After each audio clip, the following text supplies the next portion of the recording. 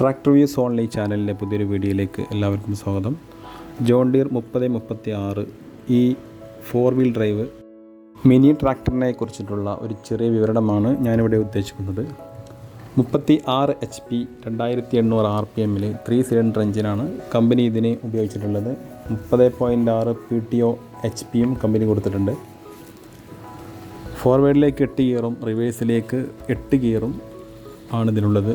5000 അവറോ അല്ലെങ്കിൽ 5 വർഷമോ ആണ് കമ്പനി വാറണ്ടി കൊടുത്തിട്ടുള്ളത്. ലിഫ്റ്റിംഗ് കപ്പാസിറ്റി 910 kg ഉണ്ട്.